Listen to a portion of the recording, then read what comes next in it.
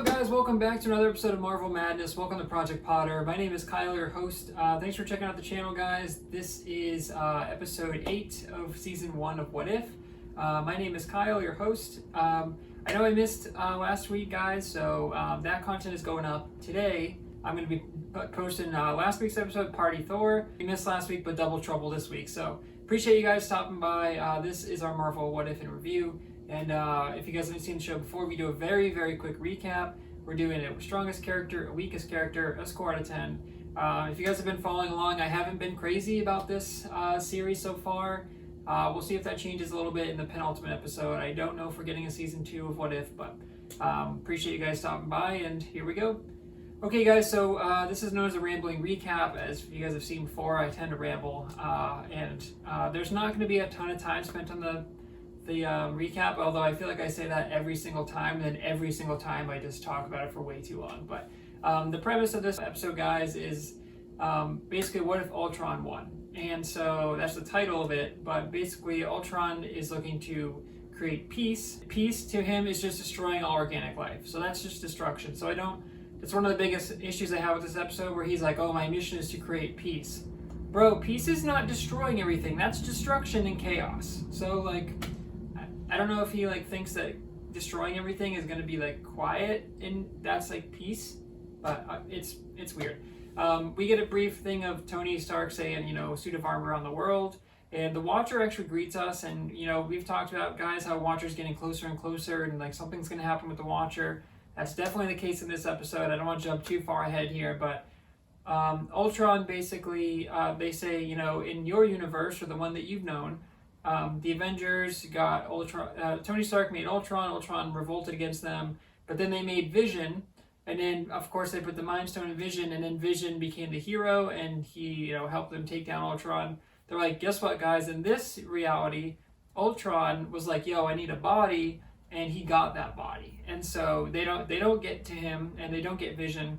Ultron just fuses himself into Ultron's or Vision's body, becoming Super Ultron, basically. This is cool because it's also kind of weird to see Vision's body as an evil character, but I like that they had the Ultron machine mask that comes down, so you could distinguish oh, this is Ultron, this is not Vision that we know and love. So Ultron, basically his goal is to, like I said, destroy everything or create peace. Again, destruction is not peace. I don't know what was going on there, but so we get a really quick montage of them fighting Ultron. The opening scene, I think, is a cool action scene where it's Clint and Natasha in basically a post-apocalyptic world, and Clint is throwing these cool arrows. Natasha says we got 90 seconds, we got to go and start the timer. Really, really cool stuff. I'll have to look it up. I don't know I think Jeremy Renner was back for this one, but I have to look that up, because there were times where I was like, that's Jeremy Renner 100%. There were times where I was like, is that someone pretending to be Jeremy Renner or Clint? Because they did a good job if they did, but I'll confirm that here. ScarJo is definitely back as Natasha. She killed it as always, and we got them kind of fighting against Ultron, and she's leading them a certain way, and Clint's firing his arrows, and I was like, oh, is this going to be just a Natasha and Clint adventure? We find out as we get a sequence that Tony, Hulk, and Cap all die because Ultron's just taking them out, and Tony's like, I made you for peace, and Ultron's like, bruh, I'm not your bitch anymore. No, he's like, I forget what he says, but he's like, whatever, dude. I don't really know why Ultron goes evil. But I think the idea, and this is kind of touched on Age of Ultron, is he sees the wars and everything, and he's like, humans are just fighting each other, and he's like, the only way to fix that is just to exterminate everyone, which again isn't a solution. It's just fucking genocide. So. Anyway, we're not going to get into the moral ambiguities here, but basically Ultron is super powerful. He's taken over. Thanos shows up, and this is one of my biggest issues with this episode, which I really liked. But Thanos shows up, and he's got the Infinity Gauntlet, and he already has all of the other stones. So he's got the powers. I'm going to date myself here. He's got the Reality Stone. He doesn't have the Mind Stone because Ultron has that. But he's got all the other stones there that I'm going to put in there because I'm having a brain fart and I can't remember the Infinity Stones, so forgive me. But he's got all the other stones, and he shows up, and it does the Thanos music thing, or he's about to use the thing, and Ultron goes, interesting, and he just slices him in half immediately. He cuts Thanos right in half.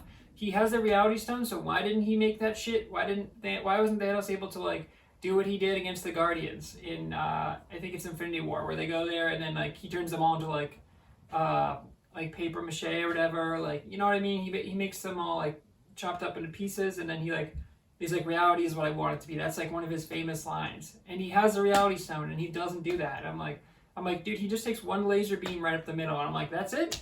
You're telling me that Thanos with all those Infinity Stones against Ultron with one Infinity Stone, just the Mind Stone, he just defeated? So that was a huge letdown for me. I was like, that doesn't make any sense that he would just be so easily defeated.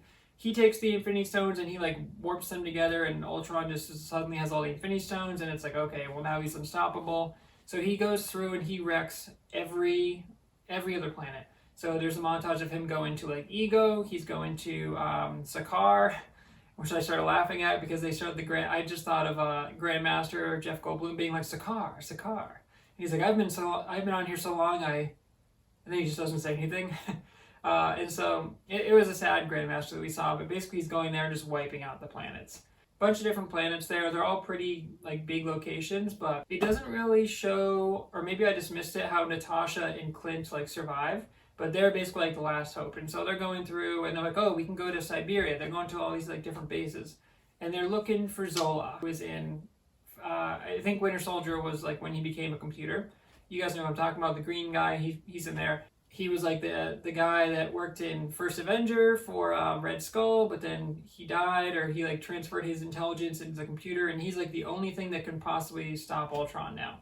And so there's actually a really funny scene where the Watcher's walking with them, and he sees them go to Siberia, which is that old Hydra base, and then Natasha says like, I've met him before, so I think they're going back there with the sacred timeline, like they have those experiences, and then they're pushing that forward. So Natasha goes in there, and Clint's looking in the box, and he's getting frustrated, and he's like, I don't know if I want to do this anymore, man. He's like, I'm tired of fighting. He's like, I'm just gonna like give up, and he like sits down, and the Watcher's right there, and he's like, no. He's like, it's right there. He's like, stand up. He's like, you're so close. And he's like, I don't think the answer's in here. And the Watcher's like, it's right there, dude. I know it's right there. And he's like, I cannot intervene. He's like, I swore an oath.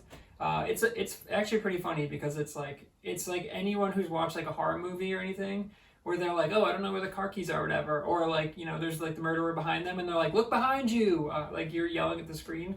That's what the Watcher was doing, basically living vicariously through us there. So I really like that scene. Eventually, Natasha does find Zola's character because he's like, Watcher's like, if I intervene, he's like, I could save so many lives and so many universes. He's like, but I can't. And he like looks behind him, and like the bookshelves start like warping. So I think he knows that like even though he could intervene and save them, if he does that, it's going to cause ramifications across the multiverse, which we know. So it's going to be like a Nexus events up the wazoo, dude. So he's like, I can't do it. And then finally Natasha finds it, and he's like, oh, thank God. And it's just funny. But they find Zola, they go down there, and Natasha's like, yes, I know who you are. I've met you in a past life or whatever, or past timeline. So I think, again, she was there for the Winter Soldier stuff.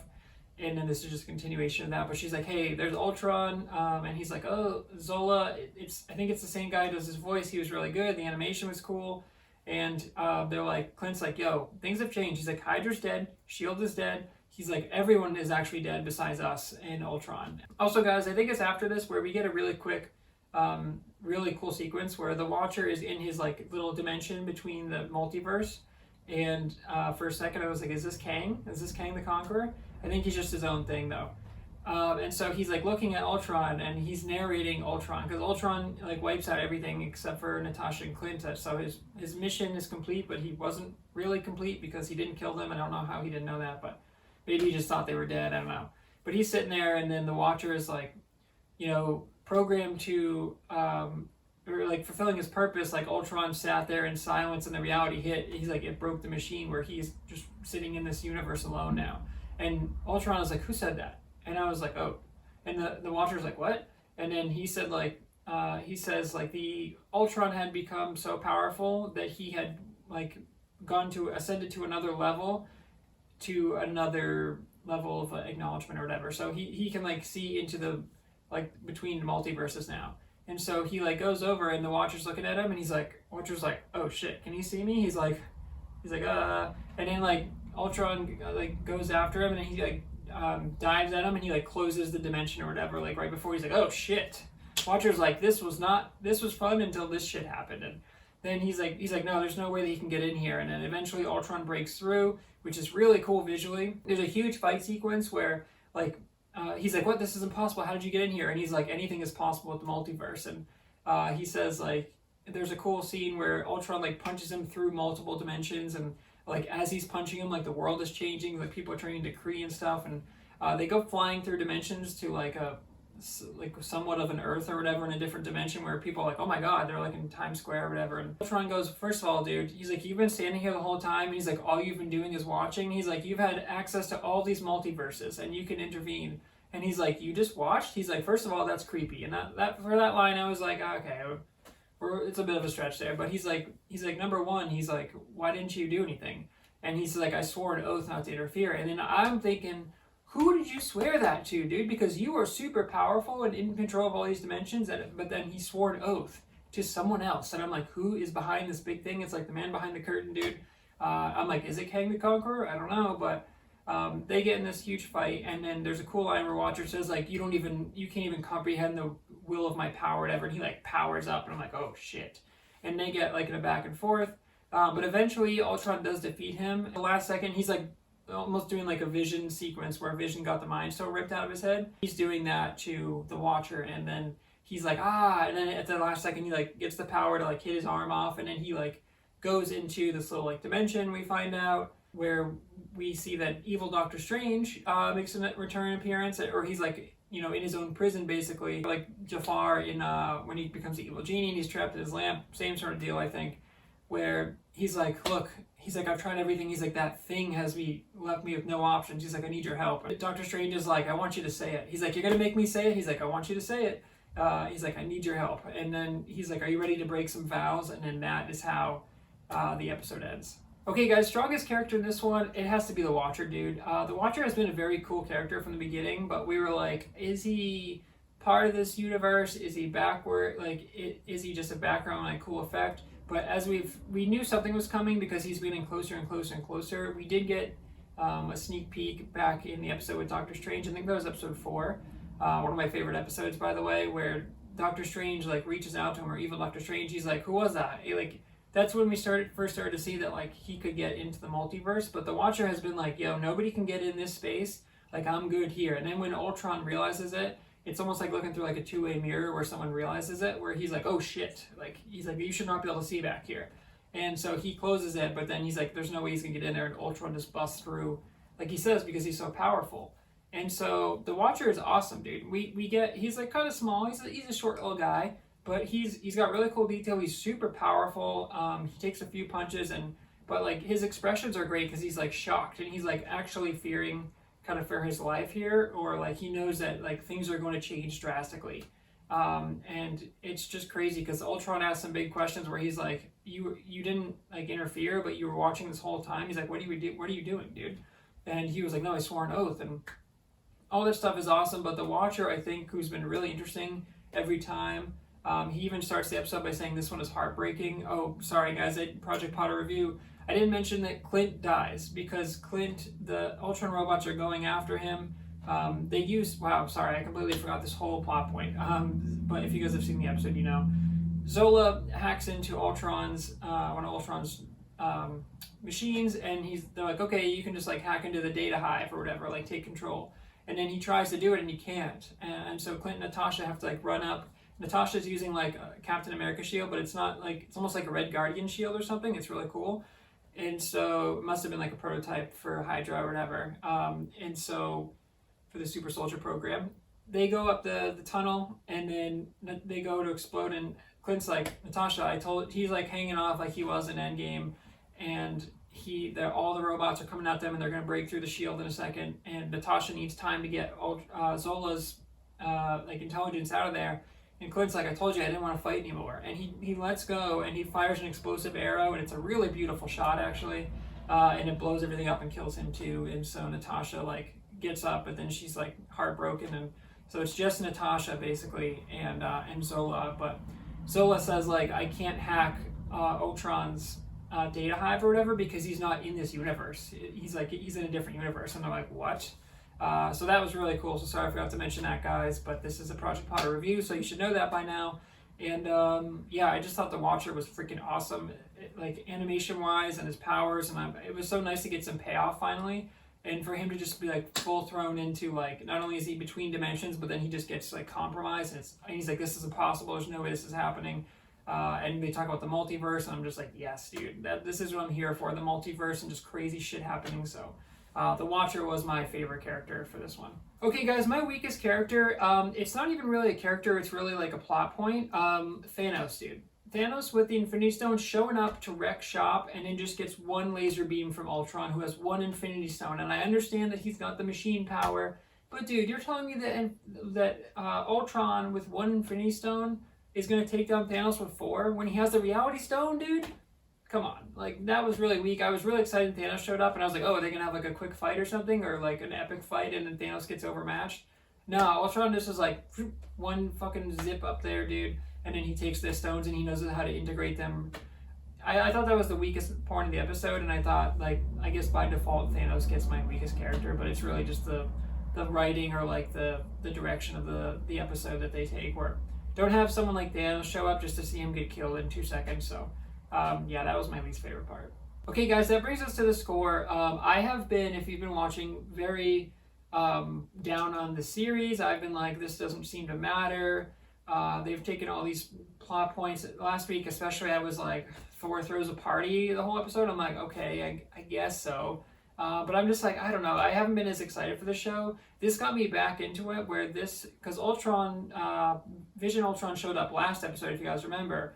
And it was like, oh, we're probably going to go into this. But I was also like, this could just be another abrupt ending that we've seen nothing of. But because of the Watcher's involvement in every episode and him getting closer and closer, you presume that like something would happen. So something would tie it together. So this is like a part 1 of 2, which was pretty easy to guess there. I don't know if we're getting a season 2. I kind of hope we don't. I would like to just put a bow on this for the last episode, and hopefully bring like everyone back from all the previous episodes into one like multiverse, or bring them all the multiverses together and be like, boom, like Captain Carter here, T'Challa as Star-Lord, we got regular Black Panther, we got the zombies fighting. Like, that would be awesome if they can bring everything back and like take everyone's effort to defeat Super Ultron here. But we'll see what happens. Obviously, with the Watcher going into Doctor Strange, evil Doctor Strange, they're both so powerful that they're going to combine their powers and do some kind of multiverse magic shit like Doctor Strange is doing in Spider-Man No Way Home.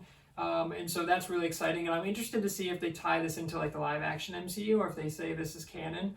I know they've said it's canon, but it seemed inconsequential to this point. I wonder if they find a way to like neatly like put everything together. With that being said, guys, my long-winded score for this one, this is a 9-4 for me. I really enjoyed this episode. The reason I'm not giving it a higher score is because of the little things, like the Thanos thing instantly kills Thanos. Clint dying, I like that moment a lot. He couldn't have, I mean, I get it, but he couldn't have like pulled himself up and then firing the explosive arrow and then climbed up. I get it. It was a sacrifice moment. It was a cool moment. Just a couple little things like that. The Avengers getting taken down pretty easily, I didn't love. Again, why did Natasha and Clint survive only? Maybe I missed that part. They were hiding somewhere or something, but you think Ultron, who was just wiping out entire planets, you think he would like know that they were still alive, or that like you think he would wipe out Zola right away, or like look for intelligent life or whatever, but maybe because he wasn't booted up. I don't know. There's a funny scene where Clint like threatens to, like, Zola's like, why would I work for you? And he holds like a little water bottle. He's like, I've ruined many laptops. He's like, just ask the IT department. And he's like, okay. He's like, I won't do it, or I'll work with you. But yeah, really strong episode. I am excited for the finale now. I'm excited to see what they do with like the multiverse and evil Doctor Strange. And are they going to turn him into normal Doctor Strange, or is like this the Doctor Strange we're going to get? Is that why Doctor Strange is acting weird in No Way Home and looks different, because this evil Doctor Strange that we've gotten in What If is now going to be like canon Doctor Strange? That would be crazy. We still have Doctor Strange Multiverse of Madness coming out.